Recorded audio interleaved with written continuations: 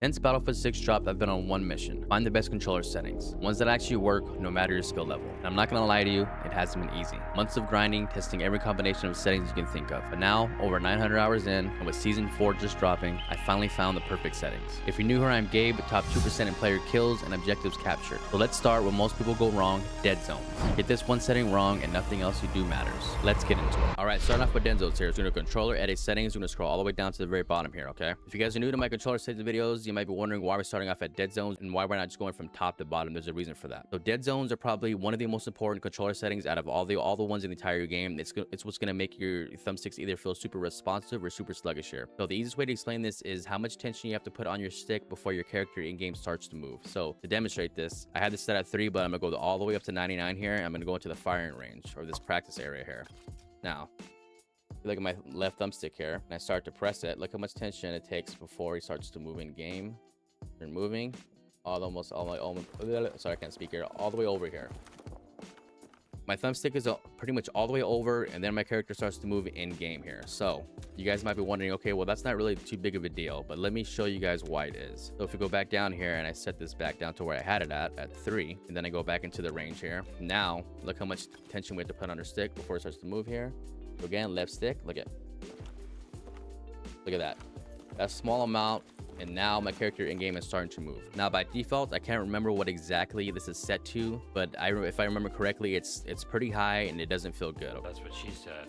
That's my joke. Damn it, Dwight. There is one downside to having a very low dead zone. If you have an older controller and you set this dead zone down to very low, you might get stick drift. And what stick drift is you might not even have your thumbs on the sticks, and your character will start to move by itself. If this does happen, all you have to do is bump this number up right here, the center dead zone. You have to just bump this up a little bit until it stops. Me personally, I set it to 3. I had it at 0. I've messed in between. I switched it between 0 and 3. I feel like that's the perfect spot. 0 at sometimes can be a little bit too responsive. I don't like that, so I kind of played with this, here and there, and I found the perfect sweet spot at 3. Remember, guys, this is all just personal preference. I'm just giving you guys what I feel after like 900 hours in this game, of what I've come up with. If something doesn't feel right to you, just kind of adjust some things until it feels right to you. So I would say maybe start off at 5. Try there. If you feel like you can go lower, go lower. If you don't like it, anywhere from 3, from 0 to 3, and then from 3 to 5, pretty much a sweet spot here. All right, now for axial dead zones here, it's going to be set how much horizontal and vertical values cancel each other out when pushing to the maximum input volumes. These ones I messed with at the very beginning when I first started messing with my controller settings. I set them to 0. I like the way they feel. I highly suggest you set them to 0. Adjust as needed here. But now, as far as the max input thresholds here, this one's going to be a little bit easier to explain. If we go all the way down to the draw tool here, put this on, and now we're going to go back into the firing range. So now that we're here in the firing range, you can see the max input threshold for my left stick, which is going to be, the left side of the screen, is set to 55. You'll notice this one has a circle in the middle. Right side doesn't have anything. So what this is, how much attention you have to put on your stick before it reaches its maximum movement speed. So for example, if you pay attention here to my left stick, once I move it here,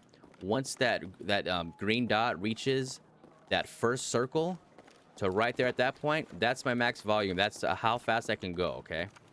So I'll have to push my stick to that point, and my character is going to reach the max speed of the thumbstick. Now, if you notice on my right stick here, it starts to move, and it's not going to reach its max speed until it reaches that outside circle, that line there, okay? Again, right side, it's only going to take 50% to reach that point to when my character is going to reach max speed.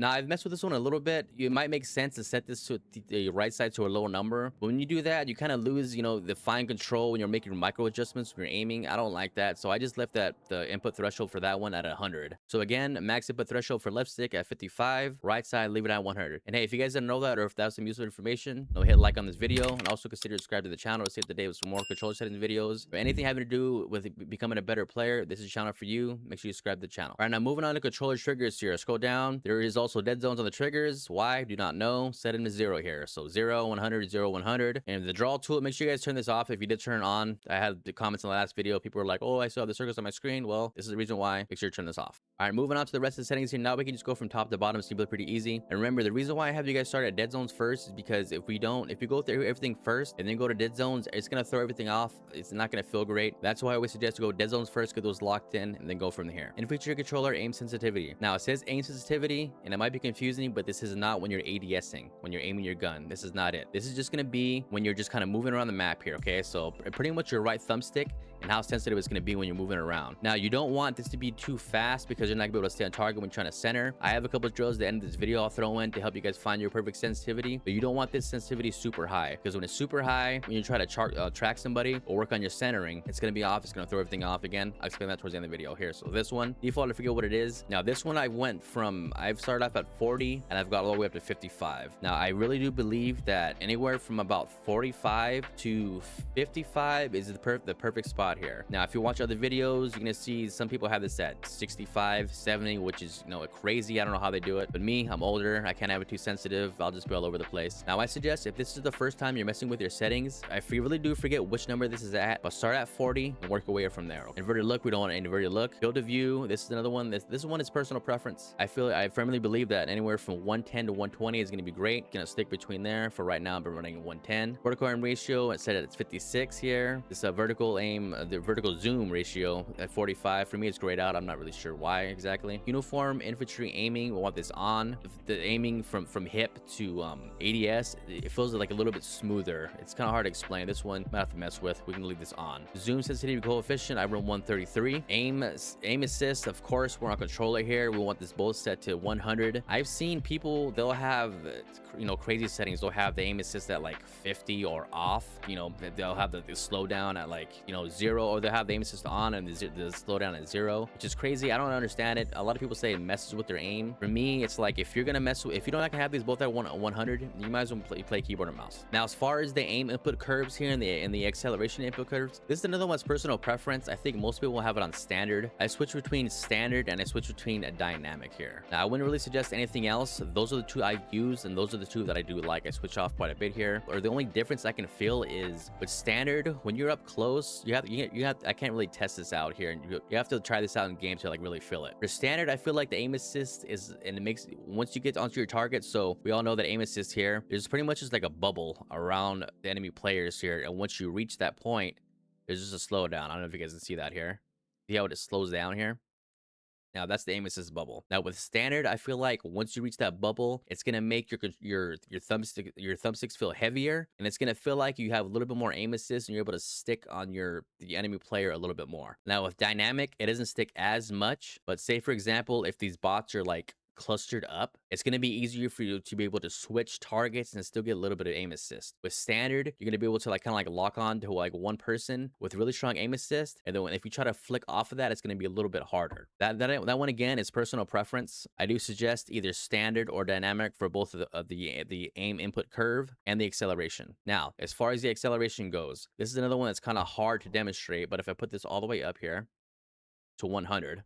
Okay, now with the acceleration set to 100, it's gonna be, you'll be able to see it. It's gonna slide though. So if I just go around a circle here, you see how there's a hard jerk, there's a slowdown, and then there's a ramp up really quick. Okay, that feels kind of sluggish for me personally. But if I go back into the settings here, so again, so this is 0 here, and now we go back in there, we kind of make a little circle again.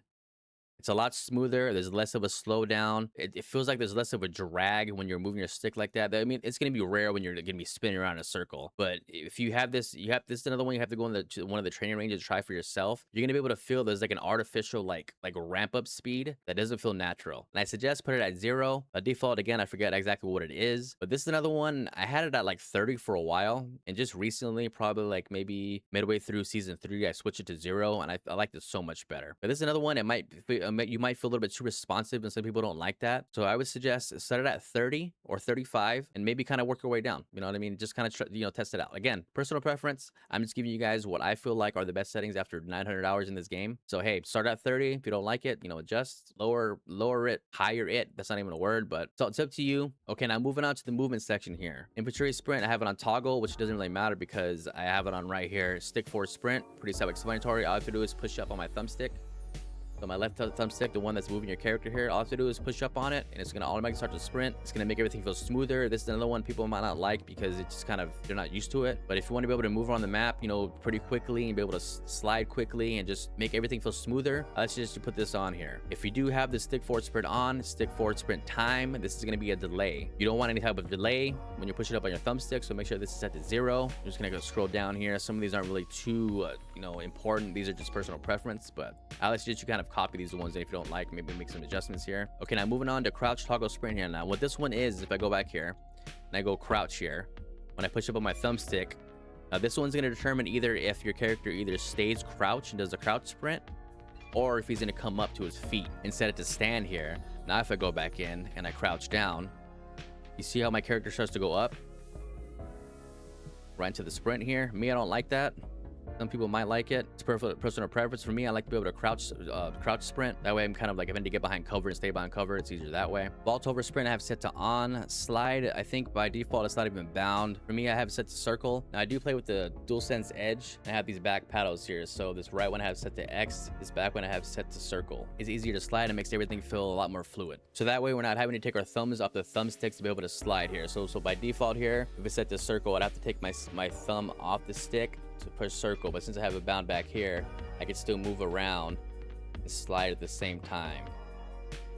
Pretty much you want to be able to keep your thumbs on the thumbsticks, you know, the whole time without having to take them off for anything. That's just going to cause delay. It could get us killed in the game. We don't want that. Crouch slide set to all, double crouch forward sprint set to off here. Now kind of scrolling down here to the zoom here. So again, for my zoom, I have set to R1 by default. It's set to these back triggers here. For me, I flip-flopped everything in the front here. So I used L1 to zoom in here. Steady scope I have set to hold. And I also have the zoom, the steady scope bound to the zoom and steady scope. So that way I have to just push down on my L1 here and it's gonna ADS, and if I have a sniper scope, it's gonna steady automatically. All right, now moving on to infantry zoom aim sensitivity. This is gonna be probably one of the most important ones, also with the dead zones here. This one is gonna be when you're aimed down sights, when you're aiming your gun, how sensitive when you move your stick around. This one, it's by default at 100. That's too fast. Lower this down. If you're not comfortable with 35, start at 50. But I feel like 35 is a sweet spot that you're gonna be able to stay on target and get, you know, all the amount of aim assist. The more you're aiming down sights and you move your right stick, the more you're breaking aim assist. We don't want that. It says it's a 35. If it's too slow, bump it up. This one, for me, it took a little bit to get used to. I felt like it was too slow in the beginning, but I promise you guys, once you guys get used to it, you know, it's gonna feel like you guys have pretty much like aimbot. You're gonna be able to stick on your target that much easier. These are just all at 100. I haven't messed with any of these. Interact and reload. You want to set this prioritize interact, so that way if your teammate goes down around you, all you have to do is just push your interact button one time. He's gonna be able to grab your teammate and start to revive. Interacts we want on toggle. Skip revive, hold, request revive. This is gonna be when you're down and you're waiting for a revive. All you have to do is push your interact button one time. He's gonna call for your teammates to come and revive you. What that's also gonna do is it's gonna extend your bleed out time so you don't die as quick here. All of these are just as default here. I didn't leave any of these. You know, copy and paste as needed here. Peak type, I have this to disabled, but this one is if you're like by a corner and you're like ADSing and you're gonna do that, your character's gonna start to like lean. For me, I don't like that. I just have it disabled here. Gyro have it disabled. We don't want any of that. And this is just, you know, flick look. This should be just disabled. I don't even know why that's on. All right, now for the infantry passenger control mapping here. Most of these are default. I'm gonna point out the ones that you should change and the one that's gonna make everything feel like really responsive and really smooth here. So all of these are just a default. I'm gonna scroll all the way down. Now these are the ones that I did change. So by default, your ping is set to, you know, these front triggers, and pretty much this section here, I flip-flopped everything. It's, you know, this is personal preference. I feel like it's easier for me just to aim and shoot. So for the ping, I have set to, you know, L2 here, this back one. Same thing with the grenade. It's set to my R2. I'm gonna scroll down here. These are just all default. And when we go down here to jump and vault here, so vault, this is another one that's really important that I changed recently, that I know that you guys, sometimes if you guys here, this has happened to you guys, so it becomes a cover. And sometimes, say if you're like right by cover or something and you're ADSing and you accidentally like jump. Now what they'll do sometimes is, if this is set the other way around, what's gonna happen is that right there, you actually jump, you see how your weapon goes down. We don't want that. Okay, so now that I have it set to my R3 here, I'm not gonna mount anything until I hit that button here. So now this is gonna allow me to freely jump and not get that animation to where the gun goes down like that. So now if I'm tall enough, I might jump on top of something. What's not gonna happen is that slight little thing where my gun lowers here. Okay, we don't want that. So I suggest that you guys change your vault to pretty much any other button. For me, I feel like it's comfortable just to put it on my thumbstick here, so that way you're not accidentally, you know, lowering your gun when you're by some cover. I'm moving off a vault here. Most of these are just, I have this unbound because all I have to do is push up my thumbstick. He's gonna sprint here. All of these are gonna be pretty much the same, except for the, you know, slide. It wasn't bound, so I put it to circle. If we're going like I just said a little while ago here, I just flip-flop these two from the back. You know, scroll down, you can kind of just copy and paste these as needed if you want. Another thing is, you know, since I do use this DualSense Edge here, this swipe pad, it acts as like, I think like 5 more buttons. So 1, 2, 3, 4, 5. Yeah, so This is a touchpad. You go left, left can do something, right can do something. Right now I have mine set to the gadgets here. So if I go back into the game, I want a gadget. All I have to do is swipe. It's gonna bring out a gadget here. Class ability. Well, that's not class ability. Class ability, and just swiping. It makes it a lot easier when I'm moving around the map. All I have to do is I could just use my finger as I'm running, and be able to like switch to different gadgets without taking my thumbs off the sticks. Remember, we don't want our thumbs off the sticks. We want our thumbs to stay on the sticks pretty much the entire time without having to take them off to do anything. The same thing with swipe pad. My class ability or whatever it's called, I have it set to up. Face gear out. I don't even have it bound. I don't play any modes to where we need the face gear, so I just have it unbound. My grenade I also have set to my back button here. So I just push that back there, throws a grenade. Throw down here. These are just default. Copy and paste as needed here. Steady scope I did change. Okay, now as far as ground vehicles and transport vehicles and aircraft, I'm mostly infantry. I haven't really messed with any of the vehicle settings at all. If you guys want those settings, I would suggest you search a different video, because I'm not going to go through these because most of these are default, and I'm not just going to go over them if I didn't change anything for you guys. So scroll down here. Same thing, helicopter, gunner. I haven't messed with any of these. And joysticks and these other stuff we already went over in the very beginning of the video for Deadzones. All right, now for a couple of drills here that's going to be for you guys to find your perfect sensitivity here. What we're going to do here is we're just going to pick a bottom. And the first thing we want to do is we're going to go and you want to turn off aim assist. So we're going to go to controller settings. We want to turn off aim assist. What this is going to do is it's really going to allow us to fine tune and get our perfect sensitivity. So we're gonna go here, we're gonna go down to the aim assist here, and we're just gonna turn this off for right now. All right, now if you guys want the portal code map for this, I should have already put it in the video. If not, I'll put it up right here. This map is great for working on your aim. Okay, so since we turned the sensitivity off here, now what we want to do is we want to open this gadget here. I figure what is going to be bound to for you guys. If you look at the bottom right hand corner, it's gonna be this little like tablet thing here, and it's gonna interact with it. And we want to go to aim trainer here, and we want to enable movement and close out. Now what we want to do is the first thing is we're just gonna pick one of these bots. We're gonna follow it. Okay, now we want to keep our center dot centered to the bot as much as possible as he's moving around the map. Okay, now if we're having trouble following the bot and keeping our center dot chest level, if we're constantly flicking around and not be able to stay on them, that means your sensitivity is too high. You have to lower it. So for me, 55 is good. I've been having it on for a while, and I'm able to just pick these bots and just kind of move around. And I'm able to see how I'm able to stay center mass with them the entire time. I'm not having like really any trouble with these bots here. So we're going to do that first of all, okay? All right, once you guys finish the following the bot drill and you guys feel like that sensitivity is locked in, what now we're going to do is the aim sensitivity, okay? Now what we're going to do is we're going to come over here in this doorway. Now we're going to interact with these buttons here. I'm going to go to the top where it says firing range, and we want to move side to side over here, okay? So we're going to move side to side. I'm going to exit out of this. And now, don't get too close to these bots. They'll knife you if you get too close here. So now we're just going to pick one of these bots, and now we're going to ADS at him. And now we're just going to try to follow him, okay? Now we want to try to keep our center dot on the bot as much as possible, as smooth as possible, okay? Now, it might not be perfect. It might take a little bit to get used to since aim assist is off. But again, we want to be able to stay on target as much as possible. We don't want to over flick or under flick as we're doing this. We want it to be very, very slow and steady here. Consistency, all right? Once we're able to kind of stay on target and get used to that, then that's when you guys find your perfect sensitivity, okay? So again, the first one is going to be following the bot here without ADSing. So you want to just kind of just move and keep center dot on them. And the next one is going to be ADSing here, okay? So this one is going to be just your right thumbstick without ADSing. That's your sensitivity there. And if you want the ADS sensitivity, it's going to have to scroll all the way down here, and it's going to be this infantry zoom sensitivity. This is going to be the one where you're ADSing, and this is your sensitivity for that one right there. Now, if you guys found any value in today's video, a like would be appreciated. Also, consider subscribe to the channel to stay up to date with more videos like this. Now, movement about BF6 has been probably one of the most talked about topics since the game's release. If you guys want to know how to use movement correctly, click on this video here. And until next time, always remember, chase your dreams because your dreams will chase you. Peace.